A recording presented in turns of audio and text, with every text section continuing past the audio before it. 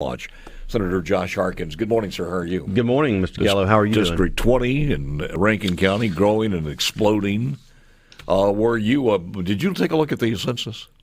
I haven't seen the numbers yet. I've heard we've lost a little bit of population, but I haven't seen 6,000, but yeah. The metro area grew tremendously as far as other than Jackson. Yeah, I think Rankin County had grown about 5-6%. Yeah. Madison had grown a little bit.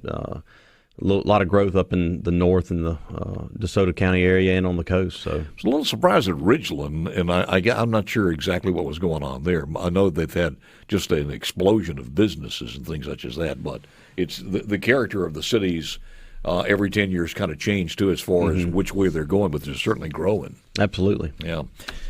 Tell me, first of all, you guys getting your feet back as far as after your dad died?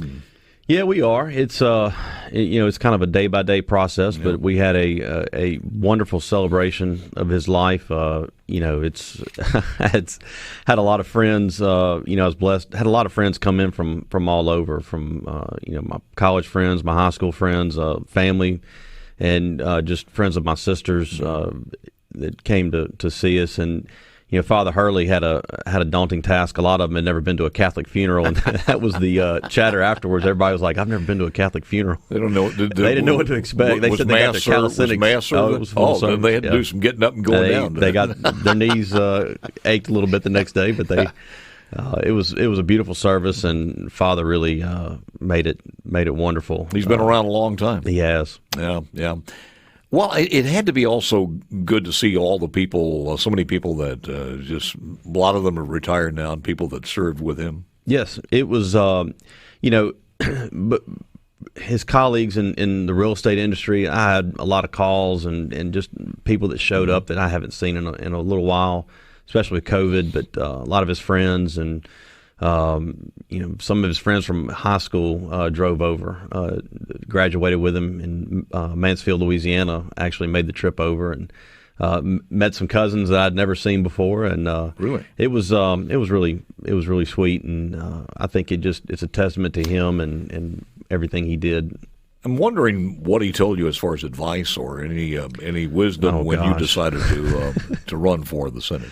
Well, as in the advice channel, he never missed an opportunity to teach a life lesson, no matter what was going on. And I did this in the eulogy. I talked about how he, if I asked him a question, "Hey, what time is it?" And he said, "Well, son, a responsible man would have his watch on and wouldn't need to rely on somebody else to tell the time." God, my kids are relating to that, man. Oh, yeah. Never miss an opportunity. Every time we have a discussion, it could be about a football game, and it delves into responsibility and taking care of your business. And he always kind of just drove that home, and it was something that I look back on now, and I'm sitting there doing it to my kids. So it's kind of funny how it comes full circle. We pass it on. I think a lot of times we think we only have a short period of time. You have to leave as much mark. Kids and grandkids. Oh, yeah. It never stops. It was, my dad had 9 grandchildren, and he was there at the birth of every single one of them, whether they were here or out of state. I think several of them were born in Washington, up in Georgetown and D.C. area and here, and he was at every single one of them. His grandchildren meant the world to him, and he was really, it was funny on the back of the program. It said, it had my pictures of my dad, and it was said, Gary, it would take a fool bigger than me to argue with your mother, and it says, Dad. It says, he who makes the goal makes the rules, and then for grandchildren, anything you want, and that's kind of how he was. Yeah, we all are. But when it's kind of like Archie watching Eli, when he retired, Gary Harkins retired, you moved in and won the election. There had to be some times when there was some rather contentious legislation that did he just kind of give away from that one, or did he advise you on that? He didn't really. My dad, in the political sense, my dad was more about trying to help people get elected to office. He never really weighed in too much on actual policy issues or anything. He from the first time I remember running, helping in a campaign was in 1988. It was for a supervisor's race, and they tie-dyed T-shirts and they did all these things, and we sat out on Lakeland Drive and held signs and waved at people, and And that was one of my earliest memories of helping people in campaigns. And I remember as I grew up and going through high school, I'd be ready to go out and hang out with my buddies, and my dad's like, "No, you're going with me to go. We got to go put some signs up." And I'm like, "What?" And I just never understood it. And he just kept saying, it's important that we get good people in office, and that's really what drove him, was to just help people get elected and doing the grassroots type work. Well, it's another definition of success is a life well lived, and he certainly was that. I'll turn our attention to the legislative session, which is over, and any buzz out there about a special session or need for that? I haven't, since the session got out, this all kind of happened after that, and so I really haven't talked to too many people about a whole lot of legislative issues. But, if there are any needs for a special session, I'm sure the governor will call us back in and we'll address that. I do know that I feel like it was a really good session. We had got a lot of issues taken care of. We made a major investment in education. Our budget looks good. We've been conservative in how we budgeted, so I think that's pans out in the fiscal shape we're in right now. You serve on chair of what? Finance. On finance.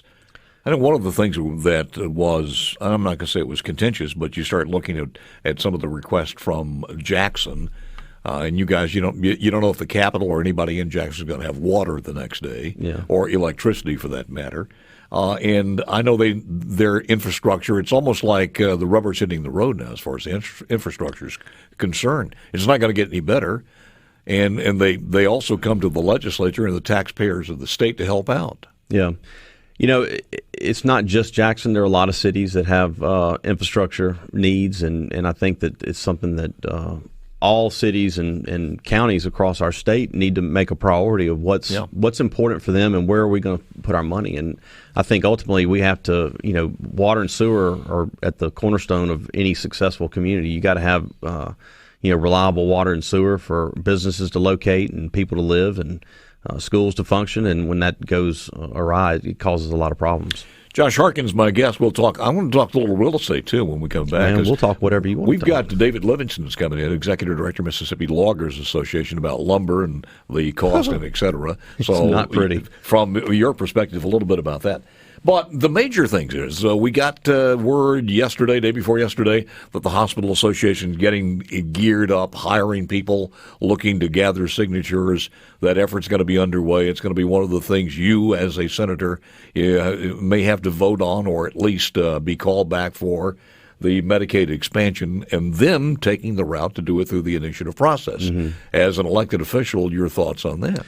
Well, the initiative process, obviously, we have a big litmus test coming up from the Supreme Court on Initiative 65, and I was against the initiative process because I thought it was a bad policy to try to regulate something in our Constitution. Yeah. We don't regulate any other product in our Constitution.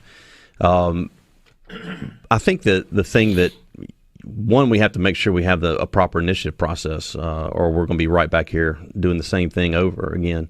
But as far as Medicaid, I think the big hang-up in the whole Medicaid expansion talk is, you're relying on what the federal government is saying they're going to give you. At the end of the day, we don't know what we're going to get from them. They could change the formula. They can change the reimbursement model. And that changes the whole dynamics for the fiscal state in our what we do every year is put a budget out. So how do you rely on something that you don't know what's going to happen 2, 3, 4 years down the road? The example of, hey, I'm going to get you a Mercedes. I'll make the first 2 payments and you get to make the rest of them. You have to have some stability in what you're going to be doing funding wise in order to make plans like that. And so I think that's where the big rub is. You don't know. You're not sure what's going to happen.